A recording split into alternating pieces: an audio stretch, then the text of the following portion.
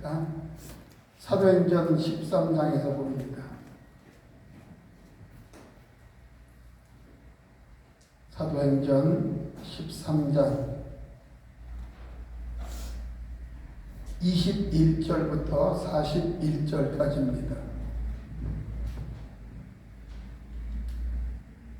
사도행전 13장 21절부터 41절까지 13장 21절에서 41절까지입니다. 예, 한 목소리로 41절까지 말씀을 봉독합니다. 그 후에 그들이 왕을 구하거늘 하나님이 베냐민 지파 사람 기스의 아들 사울을 40년간 주셨다가 패하시고 다윗을 왕으로 세우시고 증언하여 이르시되 내가 이새의 아들 다윗을 만나니 내 마음에 맞는 사람이라 내 뜻을 다 이루리라 하시더니 하나님이 약속하신 대로 이 사람의 후손에서 이스라엘을 위하여 구주를 세우셨으니 곧 예수라. 그가 오시기에 앞서 요한이 먼저 그에게 세례를 이스라엘 모든 백성에게 전파하니라.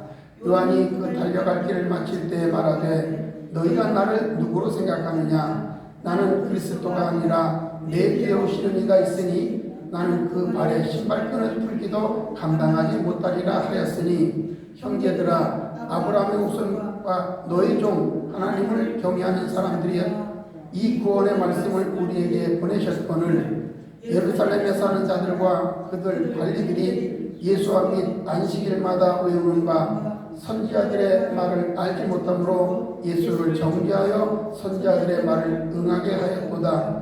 죽일 죄를 하나도 찾지 못하였으니 빌라도에게 죽여달라 하였으니 성경에 그를 가리켜 기록한 말씀을 다 응하게 한 것이라. 후에 나무에서 내려다가 무덤에 두었으나 하나님이 죽은 자 가운데서 그를 살리신지라. 갈릴리로부터 예루살렘에 함께 올라간 사람들에게 여러 날 보이셨으니 그들이 이게 백성 앞에서 그의 증인이라. 우리도 조상들에게 주신 약속을 너에게 전파하노니 곧 하나님이 예수를 일으키사 우리 자녀들에게 이 약속을 이루셨다 하니라.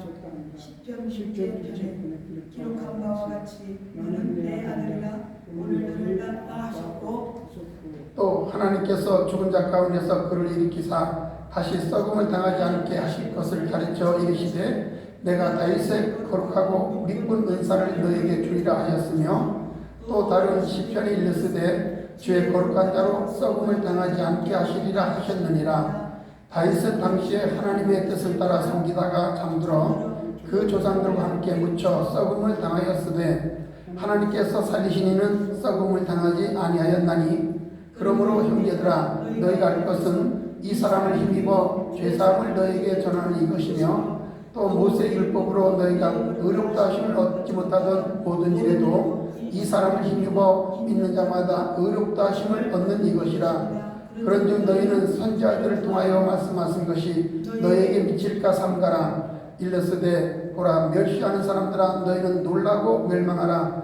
내가 너희 때를 당하여 한 일을 행할 것이니 사람이 너희에게 알려줄지라도 도무지 믿지 못할 일이라 하였느니라 하니라. 아멘.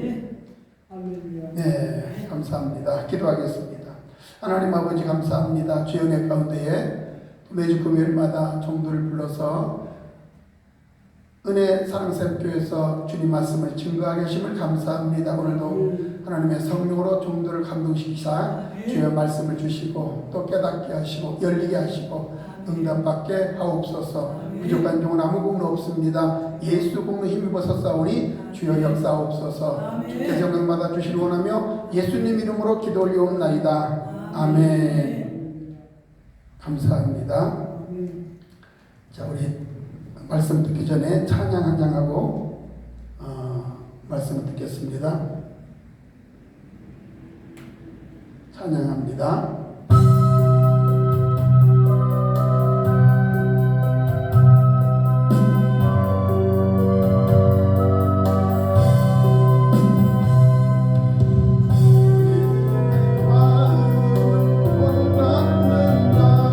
그 마음의 평강이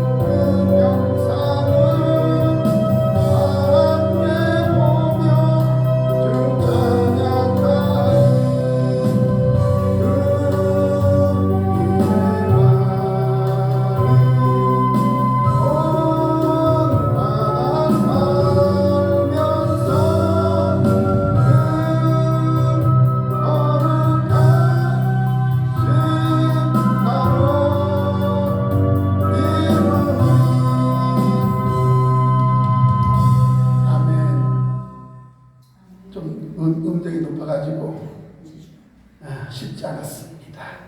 오늘 본문 말씀을 가지고 주님의 마음에 합한 사람이 됩시다. 이 제목 가지고 전합니다. 그래서 본 제목하고 찬송하고 또 같길래 한번 선택해서 불러봤습니다. 주님의 마음에 합한 사람, 내 마음에 합한 사람. 이 말은 하나님께서 사울 왕을 패하시고 사무엘 선지자가 다윗에게 기름을 부을 때에 하나님이 하시는 말씀이 내 마음에 합한 사람이다라고 말하셨습니다. 이것은 역사적인 사실입니다. 또 놀라운 축복의 말씀입니다. 왜냐하면 사람의 마음에 맞추기도 힘들어요. 그런데 하나님께서 내 마음에 합한 사람이다라고 말씀을 하셨습니다. 오늘 우리들도 다윗처럼 이 음성을 듣는 주의 종들이 됩시다. 아멘. 주님의 마음에 맞는 주의 백성들이 되고 주님의 마음에 맞는 교회가 되어야 합니다. 아멘. 목사가 주님의 마음에 맞아야 되고 장로님도 주님의 마음에 맞아야 되고 권사도 그렇고 집사도 그렇고 모두가 주님의 마음, 내 마음에 합하도다 이런 음성을 들어야 합니다. 아멘. 사람의 마음에 맞기도 어렵고 힘든데 다윗을 만나니까 내 마음에 합한 사람이라고 음성을 듣게 됩니다. 왜 다윗이 하나님 마음에 합했을까? 왜 하나님 마음에 맞았을까? 또 다윗을 통해서 하나님은 하나님의 뜻을 이루겠다라고 말씀하셨어요. 하나님의 뜻은 하나도 그렇고 둘도 그렇고 오직 구원에 초점이 맞춰져 있습니다. 다윗을 통해서 구속 역사를 하겠다는 말씀이요. 바로 이 다윗을 통해서 누가 나왔느냐? 예수님이 나왔어요. 예수 그리스도. 이 내용의 말씀을 마태복음 1장에서 말씀하죠. 아브라함과 다윗의 자손 예수 그리스도의 세계라. 역으로 말하면 다윗에게 예수 그리스도의 피가 흐르고 있다는 겁니다. 다윗도 예수님을 주라고 고백했어요. 예수 그리스도는 전에도 계셨고 시방도 계시고 장차 올 뿐입니다.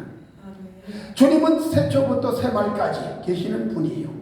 아브라함 때에도 다윗 때에도 계시는 분이기 때문에 다윗에게 주님의 보혈의 피가 흐르고 있다는 것입니다.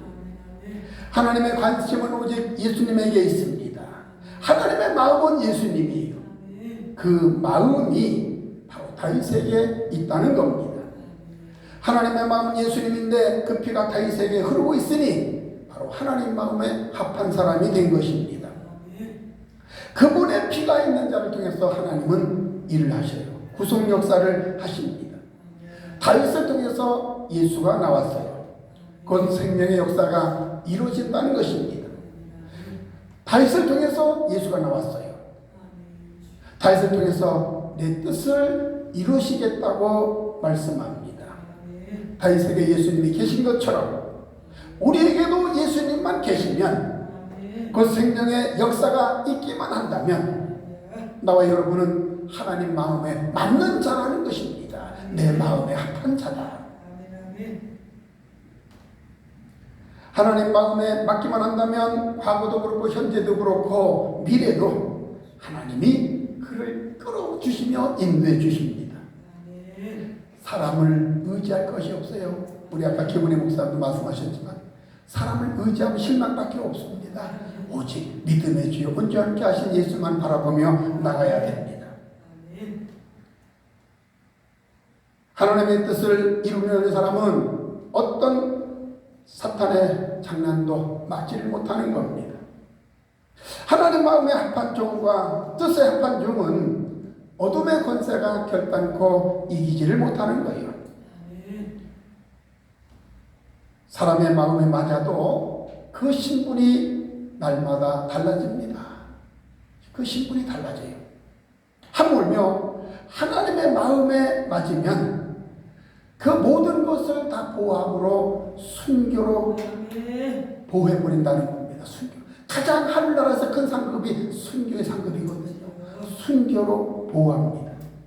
하나님을 사랑하는 자는 순교로 나옵니다. 하늘의 보화가 내 것이다. 지금도 순교자들이 그 영혼들이 제단 아래에서 하나님께 호소하고 있습니다. 내 원수를 갚아주세요. 주님 언제나 재림하십니까? 주님 하신 말씀이 구원의 숫자가 차야 된다. 순교의 숫자가 차야 된다. 말씀합니다. 그 수가 차야만 우리 주님이 재림하시는 겁니다. 하늘의 보화를 너에게 준다. 또 이들을 통해서 생명 역사를 이루어 가시는 겁니다. 그래서 하나님의 자녀를 많이 낳아준 사람을 아끼고 보호하는 겁니다. 하나님의 마음이 아픈 사람은 하늘의 보화로 그리고 권세로 보호하고 영원토록 그와 함께하는 겁니다. 임마누엘이 내가 너희와 함께하리라. 이 역사가 일어납니다. 그러면 오늘 주님의 마음이 아픈 사람이 대답을 했는데, 첫째로 주님의 마음이 아픈 사람은 회개의 세례를 베푸는 사람과 함께합니다. 24절 봅시다. 24절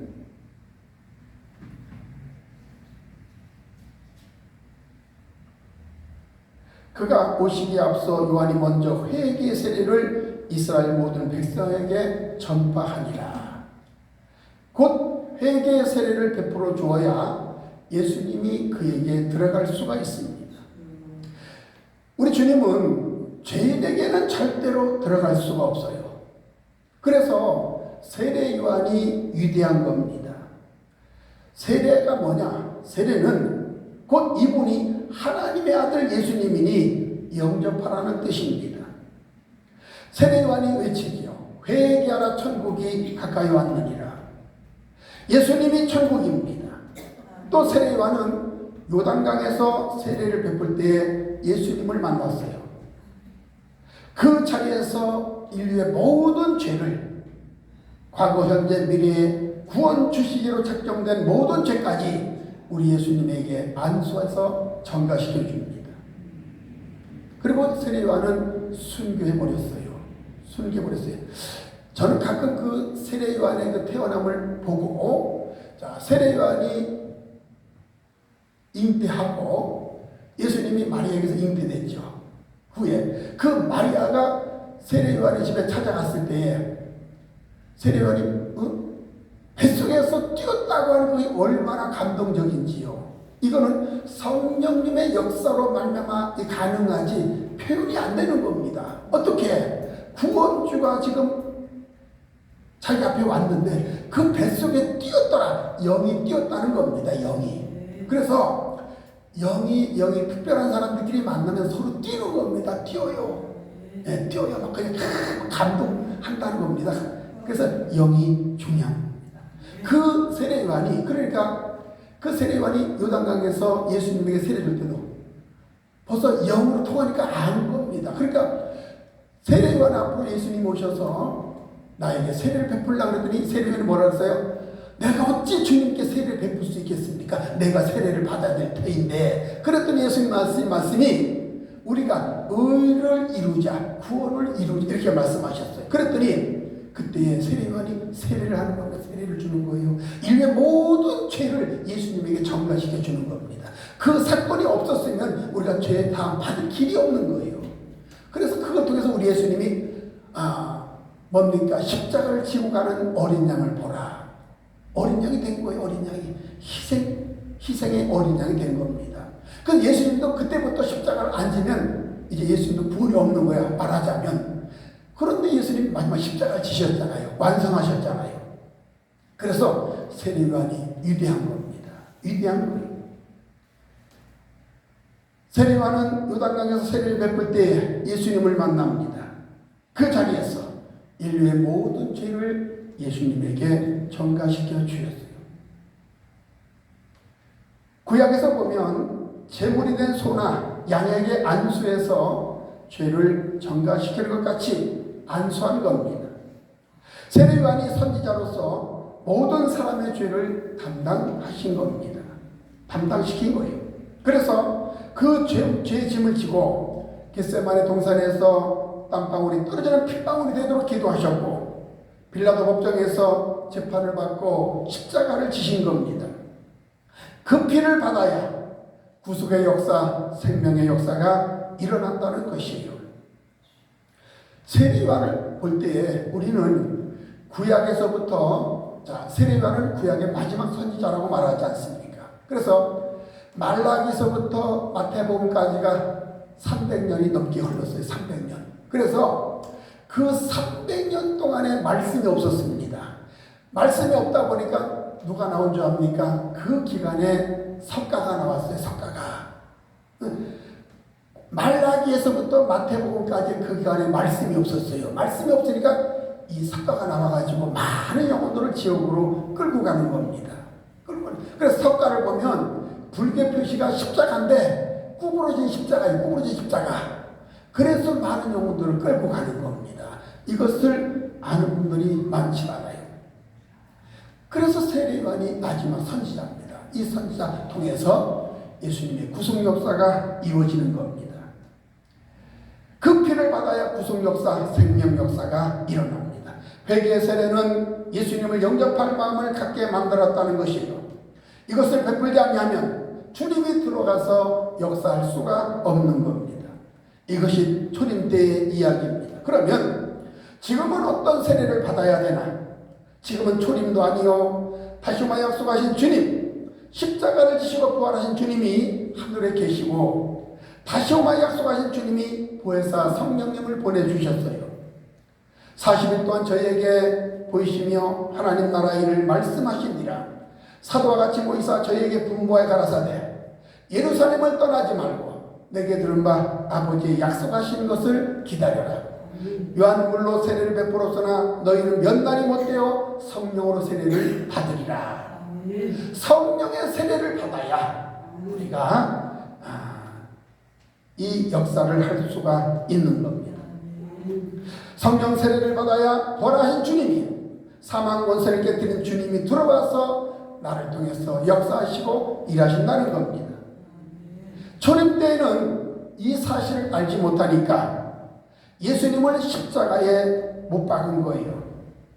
오늘날은 성령 세례를 받지 못한 사람들이 주님을 다시 십자가에 못 박고 있는 것입니다. 주님의 마음이 아픈 사람은 성령을 받아야 합니다. 오늘날은 충만함의 역사로 계속적으로 부흥의 역사를 받아야 되는 겁니다. 흘러 넘쳐서 주의 사람들까지 충만함을 입을 수 있도록 만들어야 된다는 거예요. 그래서 요한계시록엔 7영으로 충만함을 받으라고 말씀하고 있는 겁니다. 성령 충만함 받으라. 두 번째로, 오늘 하나님 마음이 아픈 사람, 주님의 마음이 아픈 사람은 자신이 누구인 줄 알아야 합니다. 자신이 누구인 줄 알아야 된다.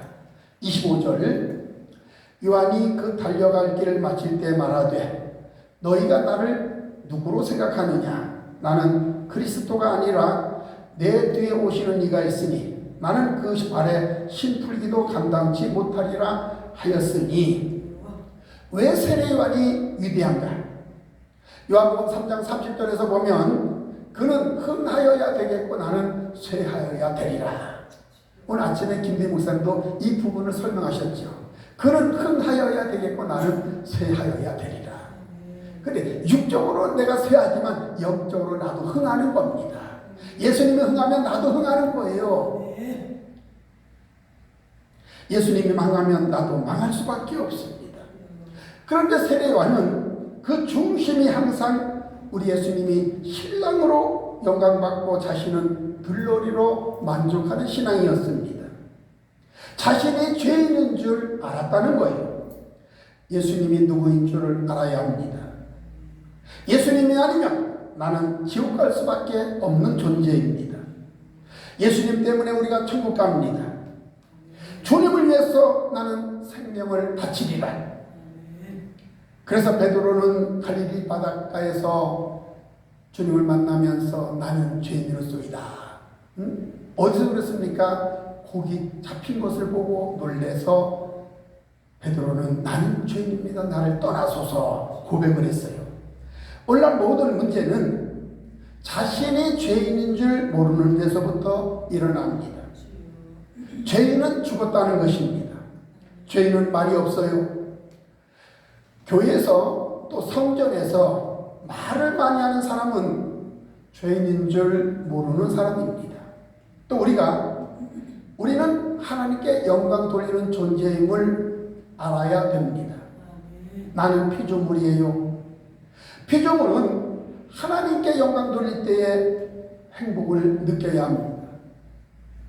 내가 영광을 받아버릴 때에는 비극이 되는 거예요. 그러니까 교회에서도 가끔 그런 경우가 나오잖아요. 목회자들도 뭔가 큰 은사를 해놓고 자기를 드러내는 경우가 있습니다. 이게 큰 문제점입니다. 세례요한은 광야의 소리라고 했습니다. 세례요한은 예수님을 소개했어요. 그런데 목사 안에 있는 예수 곧 복음이 나가야 됩니다. 또 내가 한 것이 아니요 내 안에 계신 성령님이 한 것입니다. 갈라디아 2장 20절에 보니까 뭐라 했습니까? 내가 그리스도와 함께 십자가에 못 박혔나니 그런즉 이제는 내가 사는 것이 아니요 오직 내 안에 그리스도께서 사신 것이다. 이제 내가 육체 가운데 사는 것은 나를 사랑하사 자기 몸을 버리신 하나님의 아들의 이름을 믿는 믿음 안에서 하는 것이라고 고백하고 있습니다. 저는 이 고백을 어디서 했냐면 그 청년 때에 인천에 그 약산이라는 곳에서 제가 간증한 적이 있어요. 청년 때 3일 금식을 시키고 하나님께서 산기도를 시키셨는데 절간 앞으로 올라가가지고 낮 시간대는 등산로로 길을 알기 때문에 올라갔는데 밤중에 올라가다 보니까 이 엉뚱한 암벽을 타고 올라갔어요. 올라가가지고 정상에 올라가서 기도하려고 그러니까 그 악한 마귀가 그냥 딱 막아버리고 기도를 못하게 막아버리더라고요. 큰 동상이 나타나가지고 부처 동상이 나타나가지고 하는데 기도를 못합니다. 도저히 방법이 없어요. 그때 마지막 기도를 합니다. 주여. 거기서 내가 이 갈라디아서 2장 20절의 말씀을 보고 제가 고백을 합니다. 내가 그리스도와 함께 십자가에 못 박혔나니 그런즉 이제는 내가 산 것이 아니요 오직 내 안에 그리스도께서 사시는 것이다. 이제 내가 육체 가운데 사는 것은 나를 사랑하사 자기 몸을 버리신 하나님의 아들의 이름을 믿는 믿음 안에 사는 것이다 라는 고백을 하고 내 영혼을 맡겨버립니다. 그랬더니 하나님께서 놀라운 능력 은혜를 주셔가지고 기도를 했는데 막 그냥 영의 기도를 해버리니까 막 사탄 마귀가 다 그냥 떠나가 버리더라고요. 그런 역사가 있습니다. 나를 드리는 기도. 내가 말하는 것이 아니요 주님이 말하는 것입니다. 목사는 도구로만 사용되는 것이에요. 도구가 영광받아서는 안 되지요. 물질과 권력과 명예를 하나님께 영광 돌리라고 나에게 주신 겁니다. 그런데 영광을 받아버리면 내가 조물주가 되는 겁니다. 천사장 누시엘이 피조물인 줄 모르고 영광을 받음과 동시에 흑암에 갇히고 지옥으로 떨어진 것입니다. 헤롯 왕이 하나님께 영광을 돌리지 않냐고 자기가 영광을 받아버리니까 충이 먹어 죽어버렸어요. 우리가 이 땅에서 영광을 돌리고 하늘에서는 영광을 누리는 겁니다. 이 땅에서는 고난이 있는 거예요. 하나님의 영광이 예수님이고 예수님이 내 안에 오시면 내가 하나님의 영광으로 바꿔져 버립니다. 내가 예수를 전도해서 영접하니 하나님께 영광이 되는 겁니다. 그 동시에 내 영광이 되지요. 썩지 아니하고 부패하지 아니한 영광. 그래서 전도는 위대한 겁니다. 위대해요. 하나님의 영광을 위해서 일할 때 전능하신 하나님이 역사해 주십니다. 세례요한은 자신은 예수님의 길이라고 말하고 순교의 현장으로 사라집니다. 우리도 세례요한같이 됩시다. 내가 하나님의 영광 돌릴 존재임을 잊지 말자는 말씀입니다. 세 번째로 주님의 마음에 맞는 사람은 바로 예수님을 말하는 사람이 주님의 마음에 맞는 사람입니다. 내 마음에 합한 사람. 29절 성경의 저를 가르쳐 기록한 말씀이 다 응하게 한 것이라 후에 나무에서 내려다가 무덤에 두었으나 하나님의 마음이 예수님이고 성경은 오직 예수님을 통해서만 구속 역사를 이룬다고 말씀합니다. 그래서 성경은 창세기부터 요한계시록까지 오직 구원을 설명합니다. 그러니까 우리는 성경을 읽을 때 영으로 보아야 된다는 거예요. 영으로. 하나님의 마음에 맞는 사람은 성경 속에서 예수님의 말을 하면 하나님의 마음에 맞는 자가 됩니다. 예수님 구원자. 예수는 구원자죠. 그래서 창세기에서도 오직 예수입니다. 오직 예수. 성경 전체가 예수라는 겁니다. 아브라함도 예수요, 다윗도 예수요, 솔로몬도 예수요, 노아도 예수요. 예수의 그림자라는 겁니다. 예수님은 구원자입니다. 그런데 성경 속에서 윤리를 찾고 도덕을 찾고 철학을 말하고 있어요. 그래서 성령님은 탄식하고 계신다는 겁니다. 오직 강단은 성경의 예수를 말하게 될 때에 위대한 구속 역사가 일어납니다. 생명을 말하게 될 때에 모든 윤리와 도덕과 철학은 저절로 따라온다는 것이에요. 하나님은 거룩하신 분입니다. 하나님은 거룩한 분이기 때문에 윤리나 도덕으로 생각하지 말고 구원도 없는 사람에게 도덕질하지 말고 착하게 살아라. 세상의 거룩은 그 자체가 죄입니다. 그래서 내 안에는 반드시 하나님의 생명이 있어야 되는 겁니다. 예수님의 생명이 먼저라는 거예요. 생명도 없는 사람에게 윤리나 도덕과 철학은 아무런 소용이 없어요. 그래서 가장 먼저 할 것은 예수를 말하라. 예수를 말하라. 예수를 말하는 자체가 구속 역사가 일어납니다. 예수 이름의 뜻이 뭡니까? 자기 백성을 저의 죄에서 구원자입니다. 전도할 때 내가 만난 예수를 말하는 겁니다. 저도 전도할 때 교회 가서 토요일날 전도받아서 청년회 참석하고 주일날 어른들 예배 참석하고 거기서 점심 먹고 바로 공원에 올라가 전도했다니까요. 교회 나가 이틀 만에 전도한 사람 많지는 않을 겁니다. 그러니까 내가 처음만 예수를 전할 때에 거기에 역사해 주신 성령께서 보증해 주시더라고요. 그래서 내가 만난 예수를 전하는 겁니다. 그래야면 성령님은 역사해 주십니다. 성령님이 이끌지 아니하면 한 사람도 아버지께로 올 자가 없어요. 그래서 우리는 성령님의 이끌림을 받아야 합니다. 예수를 말하는 사람이 하나님의 마음에 맞는 사람입니다. 예수를 말하면 성령님의 역사가 바로 들어가서 그를 감동시켜 주셔요. 우리는 육을 즐겁게 하는 것이 아니라 영혼을 즐겁게 해야 됩니다. 인류의 타락은 어디서 왔습니까? 음악에서부터 왔어요. 시작이. 그래서 누시엘 천사장은 뭐요? 음악하는 천사 아닙니까? 찬양하는 천사. 근데 그가 타락했어요. 그래서 사실 우리가 구원받고 하늘나라의 천국에 올라가면 이 찬양한 자리로 올라가는 거예요. 찬양의 자리. 그 자리가 비어 있습니다. 비어 있어요 지금. 찬양의 자리입니다. 교회 타락이 음악에서 나옵니다. 하나님께 영광 돌리면 우리는 저절로 성령님이 우리에게 역사해 주신다는 것을 기억합시다. 네 번째로 주님 마음에 맞는 사람은 생명이 있는 사람이 주님의 마음에 맞는 사람입니다. 생명이 있는 사람이다.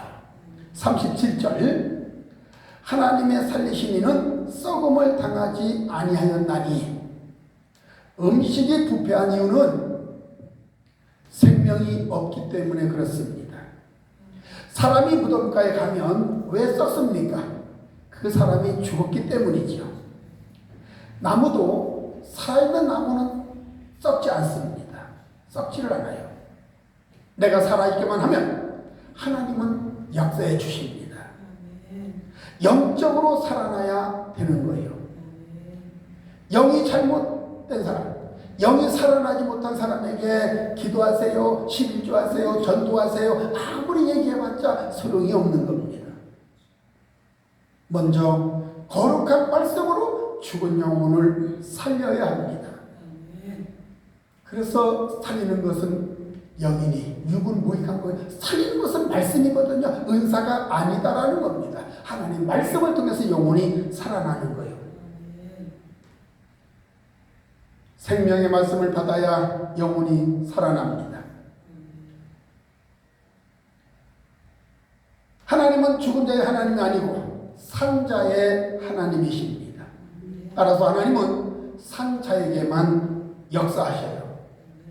나는 아브라함 하나님, 아브라함의 하나님, 이삭의 하나님, 야곱의 하나님이다.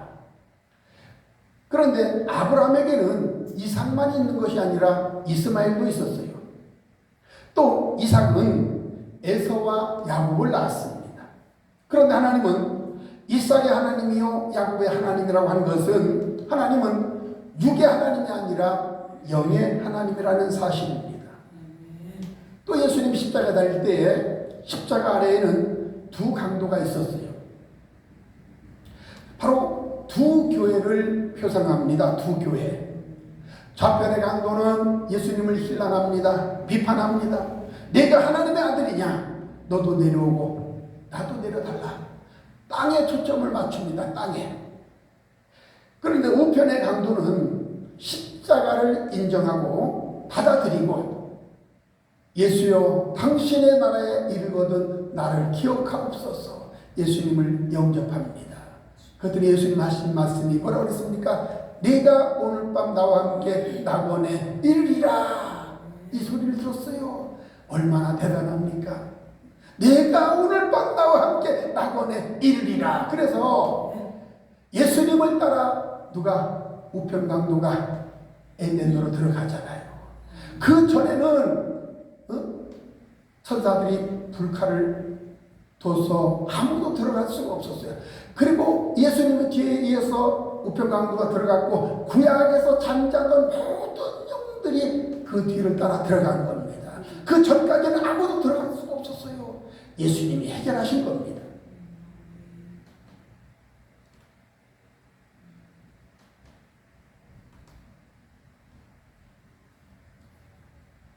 영에 속한 교회냐 아니면 육에 속한 교회냐 그대로 분리해 버린다는 겁니다.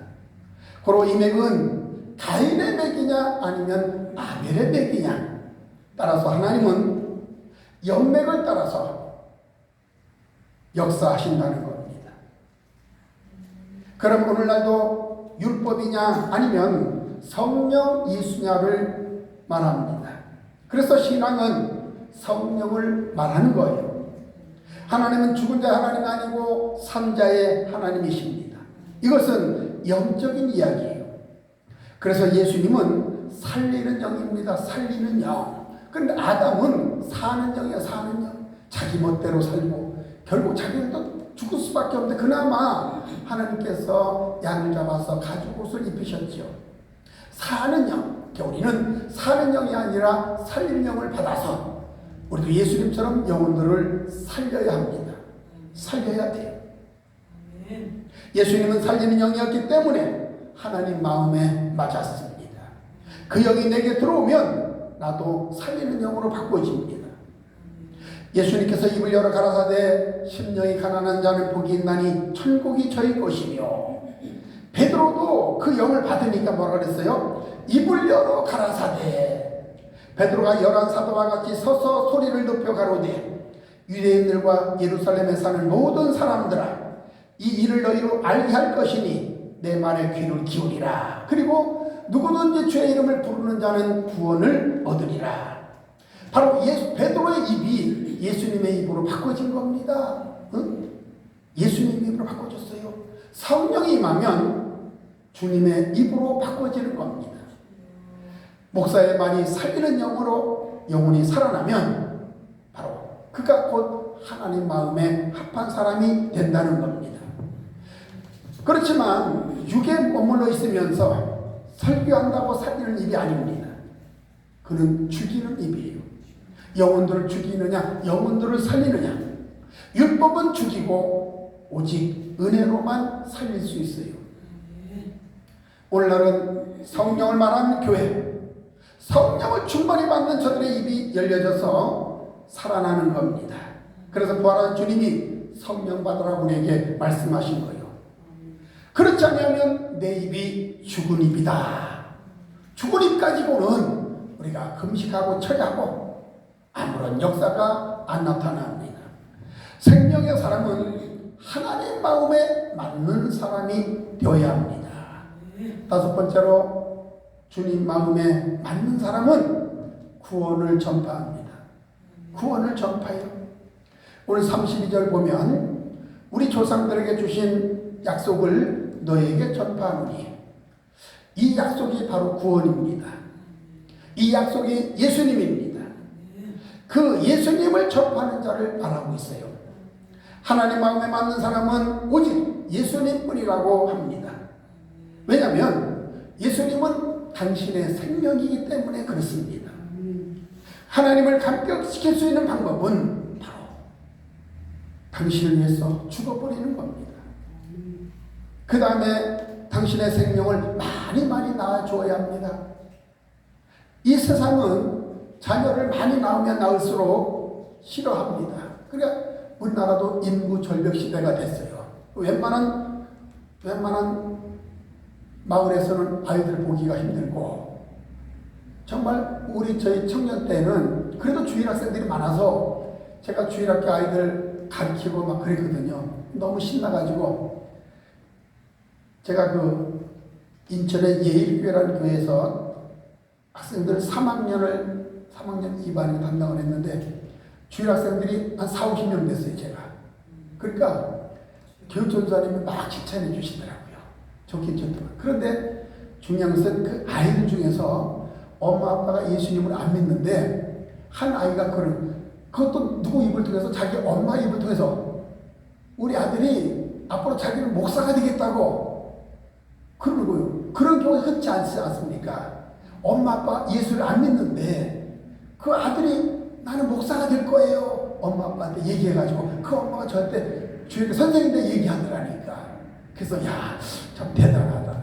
그때 제가 한참 그 당시에 그 규장문화사에서 나오는 그 사랑의 편지라는 그 엽서가 있었거든요.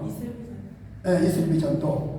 그걸 가지고 계속 아이들한테 보내주고 이렇게 간식 가져주니까 아이들이 너무 좋아하는 거예요. 아이들이 막 몰려오더라고요.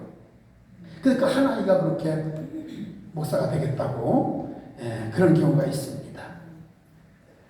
자, 하나님을 감격시키는 방법은 바로 뭡니까? 영의 백성들을 많이 낳으라는 겁니다. 영의 백성을 많이 낳아라.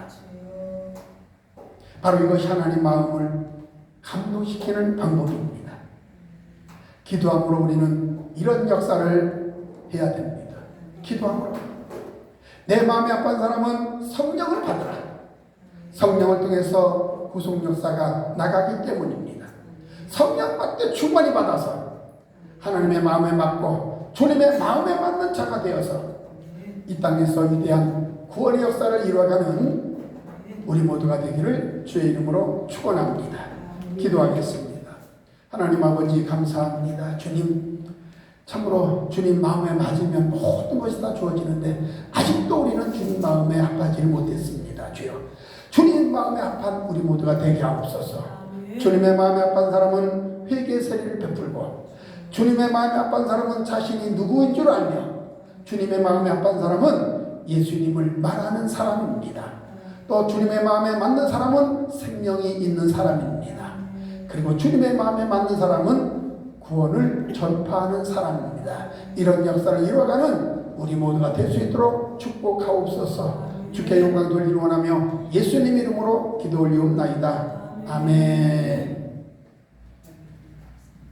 감사합니다. 축도하고 통성 기도하겠습니다. 교회를 위해서 축도합니다. 이제는 교회 머리가 되시며 우리의 구원자 되신 예수 그리스도 은혜와 하나님 아버지의 무한한 사랑과 성령님의 교통하심, 오늘도 오직 주님만 드러내기를 원하는 주의 종들 머리 위에, 섬기는 교회 위에, 이 사랑 은혜 사랑 샘 교회 이제부터 영원토록 함께 하실 간절히 축원하옵나이다. 아멘. 기도합니다. 주여